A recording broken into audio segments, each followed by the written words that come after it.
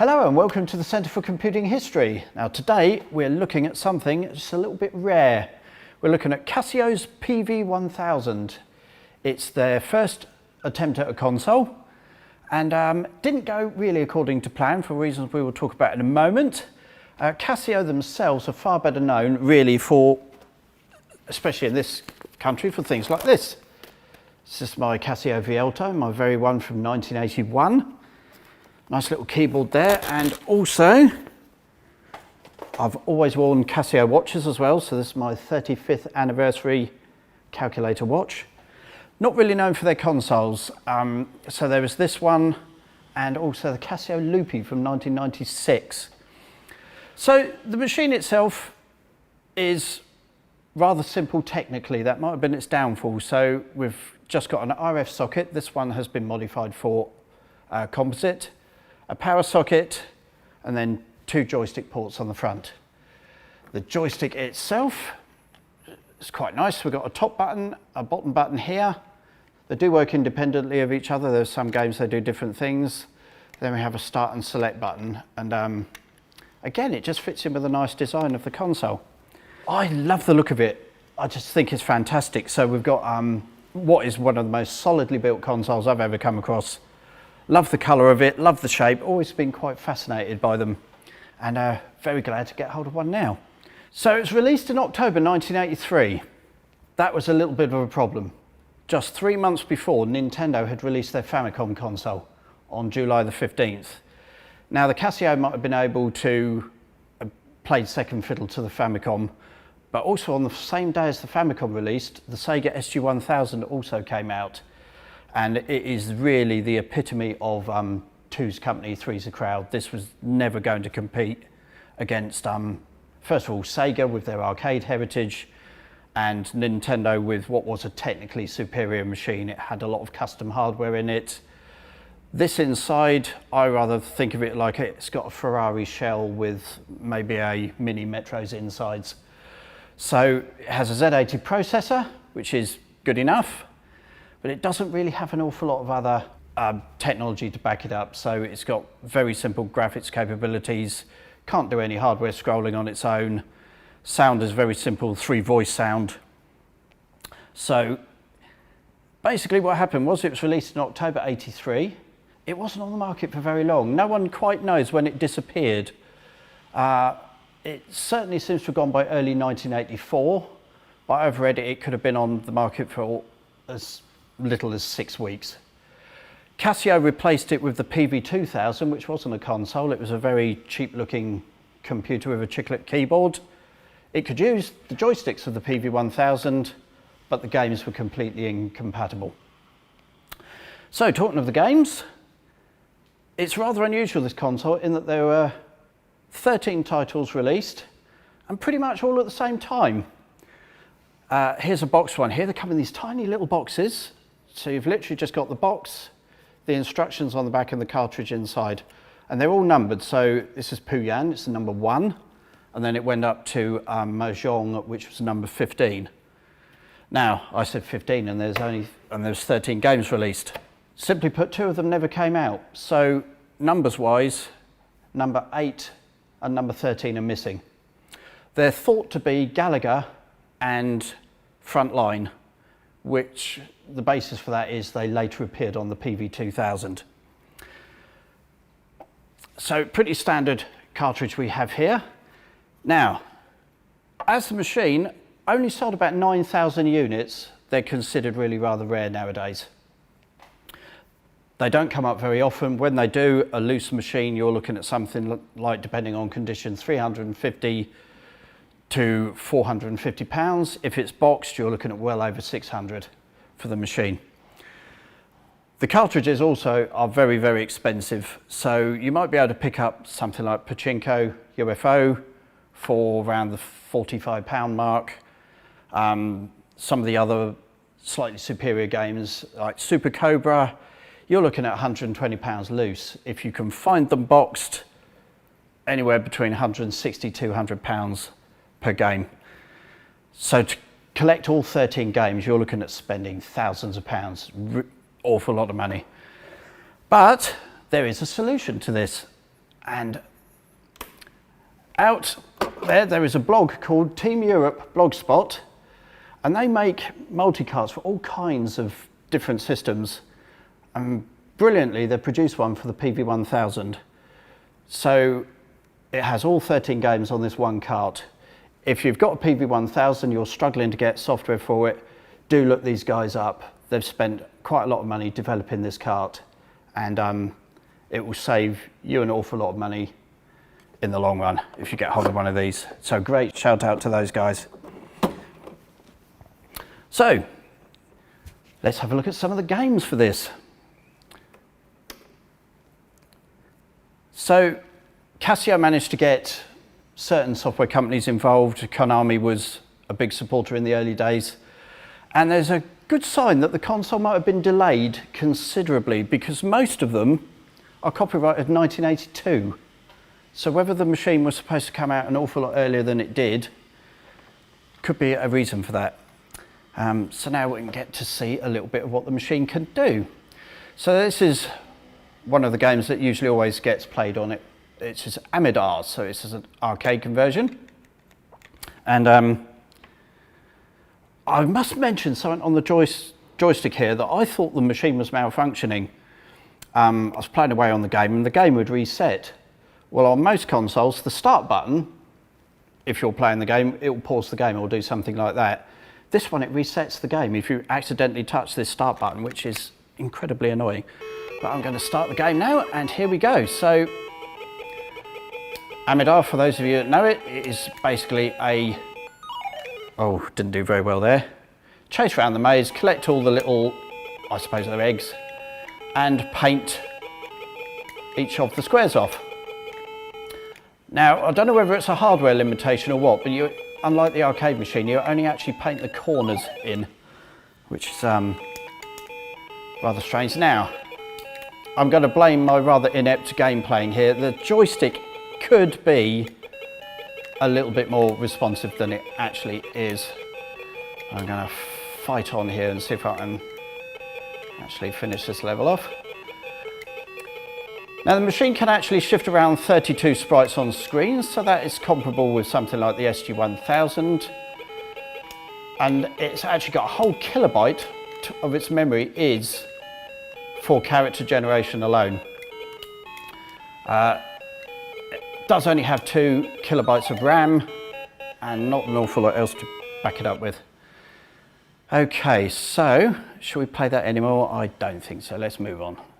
Now, I've got my little chart here so I can actually flick the switches on my cartridge here to swap the games. So I just want to go down on that one. We're going to have a go at Dig Dug. So of course this has got versions on the NES, just about every home console going. Yes, so Namco, another company that were to support the machine initially. It's a little bit hard on the eyes, this to say the least. So it's, oh dear, I think we could basically describe it as a slightly basic version of Dig Dug. It's not a game that I've extensively played myself in the past anyway, so I'm not entirely sure what I'm meant to be doing here. Well, probably not dying there would be a good idea. So there'll be people out there absolutely laughing at what are you doing. I'm not really terribly sure. So no doubt, oh right, so I can have comments of tell me how to actually play this game.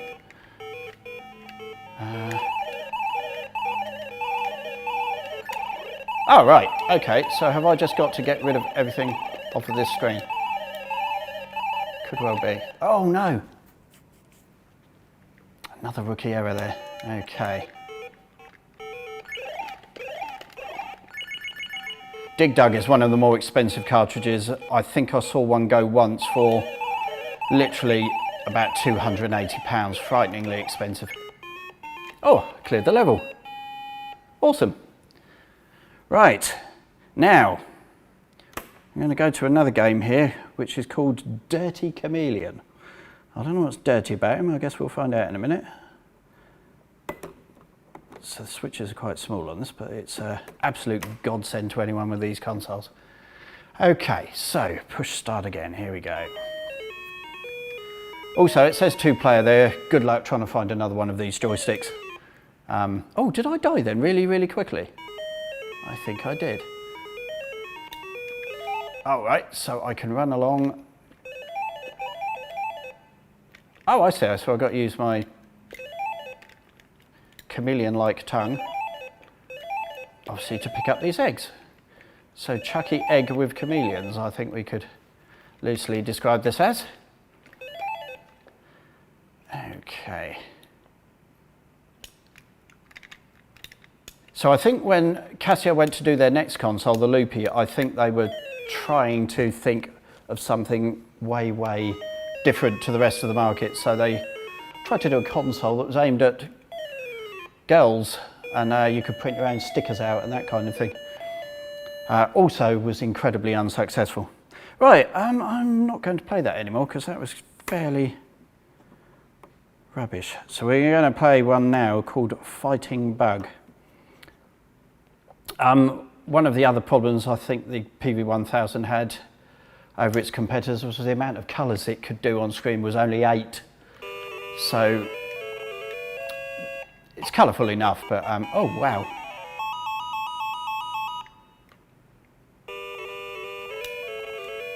Ah, so this is, I've just realised what sort of game this is. So I can turn these gates to keep the enemies out of the way.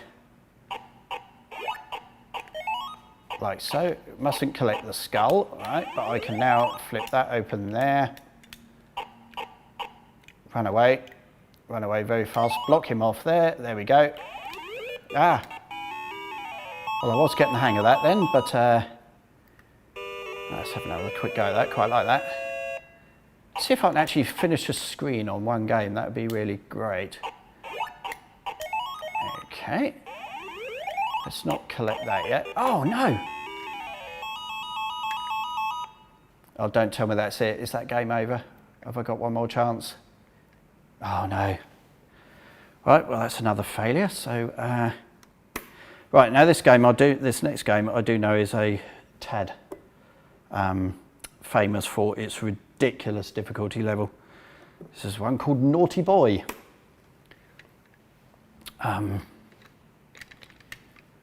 So you start at the bottom of a maze and then you've got to work your way up to the top, avoiding all the other little creatures. So I'm gonna, oh, up, no. All right, let's try and, am I gonna make it? No, oh dear. I think this is made all the more painful by having having to watch the screen of climb up every time you, what? Well, that is absolutely amazing. If I'd have paid 20 or 25 pounds for this, I think I would have been absolutely shocked. Game over, yes it is. Okay. Now there's some talk of the next one being the pack-in game. It's certainly on the box for the console. But then I've also seen a console box as well. And this Pachinko UFO. And I believe for this I need just one button.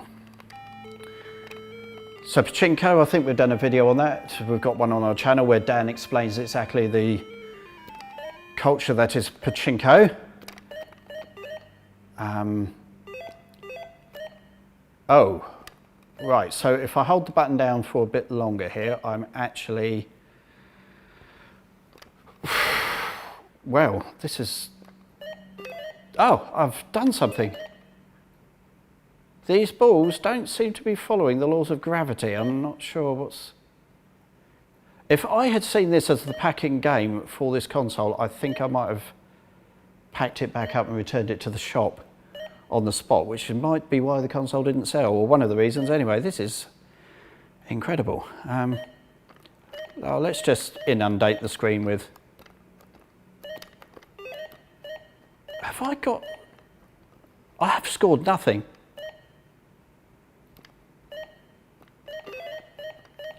Oh, scored a few.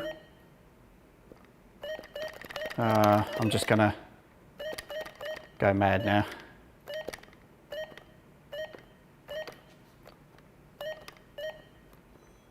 Well, this is absolutely horrifying.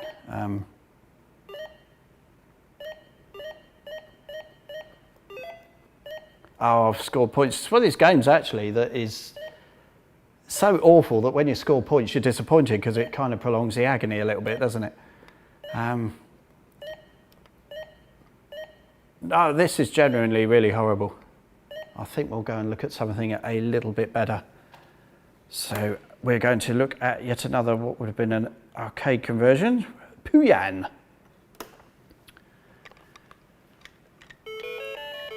Nice jolly little tune, that's what we want after the awful experience of Pachinko there. So now I believe I've got to fire balloons off the top of little foxes' heads, so like that, whilst avoiding what they throw at me, which is, they can bring little shields up. As soon as they go to fire, they drop their shield and you can zap their balloon.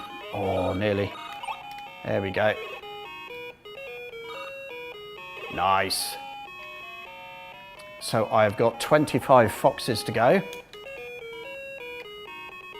They didn't mean you to complete these levels quickly.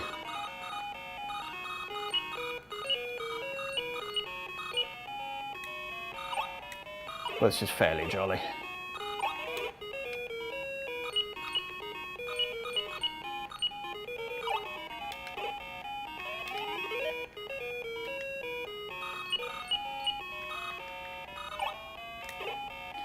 Yeah, so as consoles go, this has to have one of the shortest lives of any of them out there, and but it might have just been very, very clever of Casio to realise that they were not going to survive in the console market up against the other two big giants, Nintendo and Sega, so really did just cut their losses.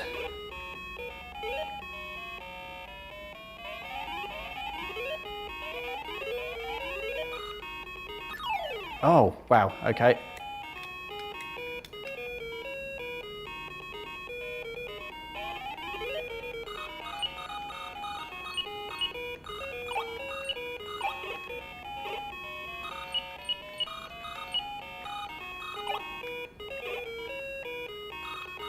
I don't know if they're rocks he's thrown at him, but, or bread rolls, I don't know, who knows.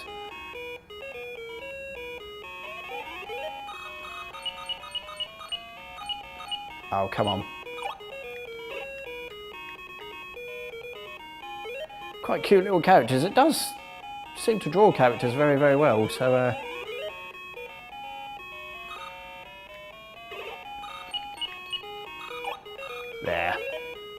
5 to go.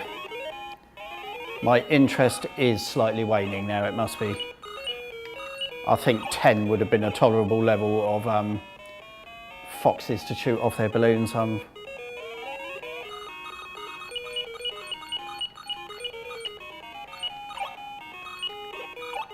Oh, here we go.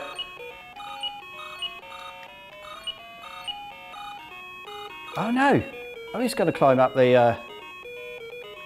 Ah, right, so now, yes, I've now got another obstacle, which is...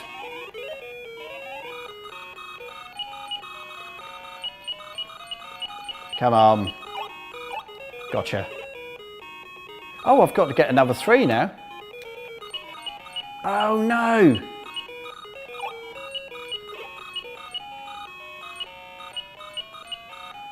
See, I'm now risking my life. Oh, I'm in a little bit of trouble now, so these foxes are all going to climb up there and make a right nuisance of themselves.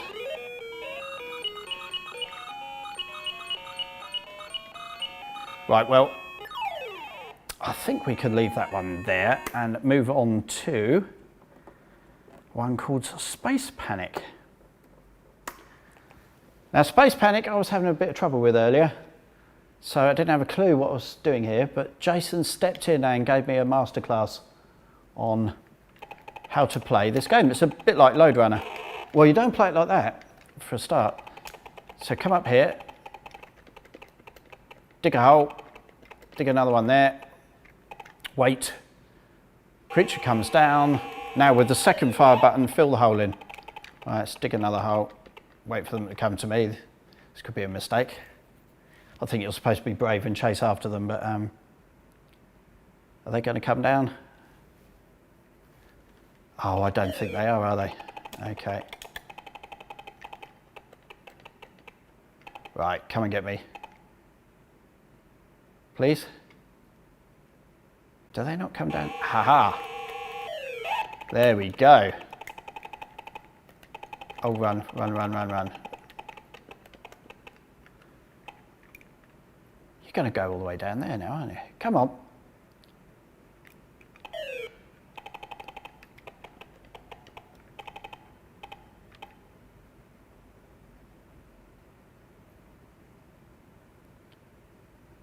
Come on. Oh.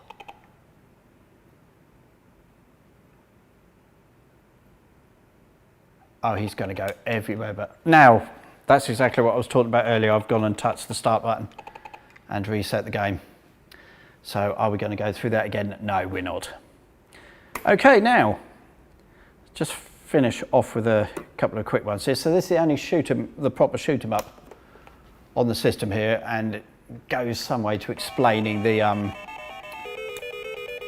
deficiencies of the machine. So you can see it's not the most smooth scrolling experience in the world. So Super Cobra, I believe the sequel to Scramble, and this is where the two fire buttons come into play. So that must be said, in using them in practice, it's not the easiest thing in the world. Good Lord. Right, okay. It's like wrestling a small cat.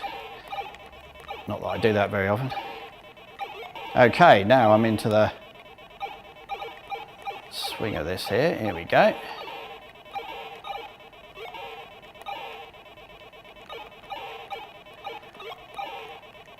Long before the times of end of level bosses and things. Oh, have I done that level? I might have done. Oh, wow, okay. Now I've got UFOs. And that was going so well, I'm going to turn it off before I embarrass myself. Okay, so let's just do one more, then you'll have seen the best of the PV-1000's game library. So 1981 Namco, so that's there's a game on the Acorn Electron called Cybertron Mission that this does remind me quite a bit of. Oh, that was poor. Oh, wow.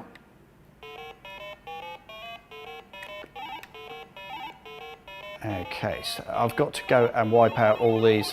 Oh, hello. That was a... Right, now I've got them.